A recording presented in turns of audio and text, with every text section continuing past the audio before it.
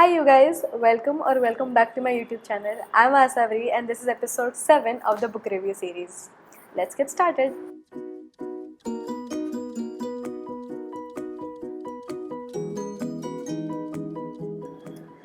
Okay, so I'm really excited about today's book because it is by one of my favorite authors, and no matter what people say, his writing is on just another level for me, and I honestly enjoy all his books.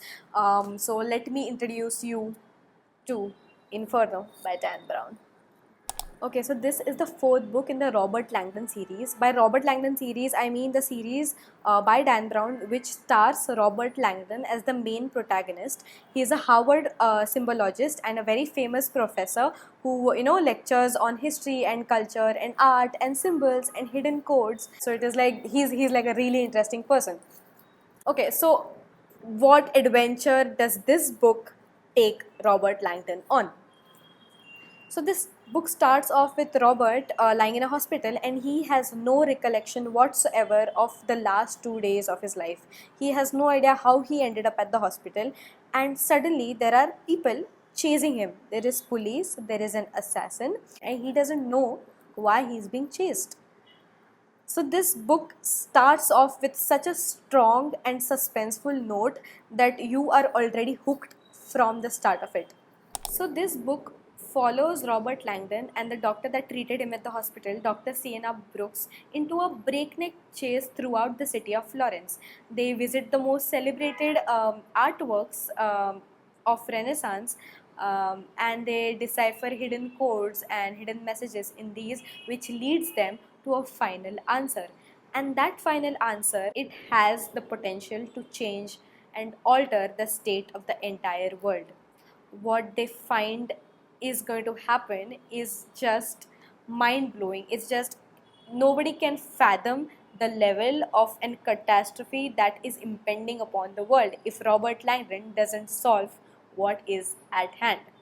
And the very fact that this whole mission is so critical to the entire humankind just makes this book a lot more thrilling, a lot more suspenseful and gripping.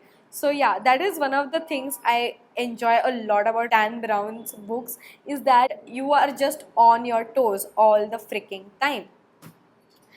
I don't want to say much because I would be giving away the main parts, and I don't want to do that. I want you to read this and figure everything out on your own, because that is what I loved experiencing when I was reading this book. I love when authors do this, they take real life locations and they infuse a completely different story through it.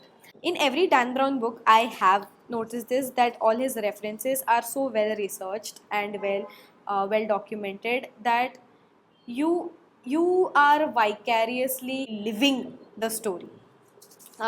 So he also writes this in all his books, I think. See, the first page after the acknowledgement section is just fact. All artwork, literature, science, and historical references in this novel are real. The Conservatorium is a private organization with offices in 7 countries. Its name has been changed for considerations of security and privacy. That's epic.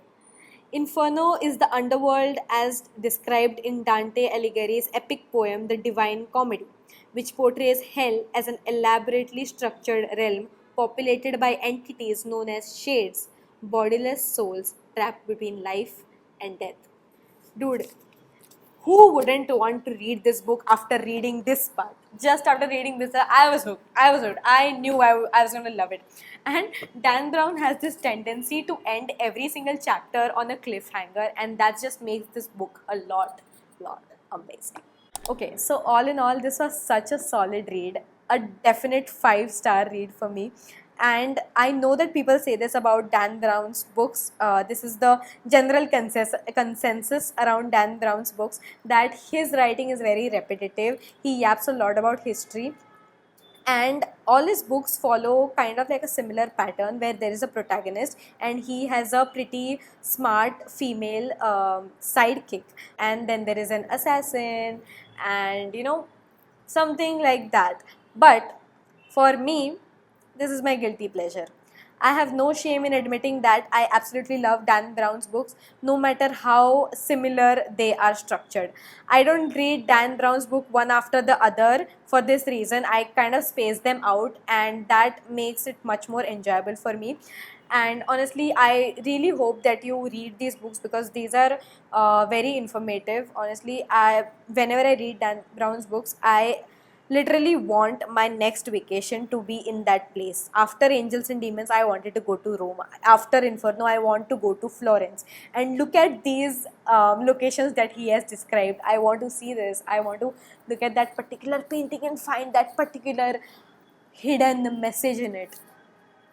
So yeah, I love it. I love his books. That's all. Bye bye.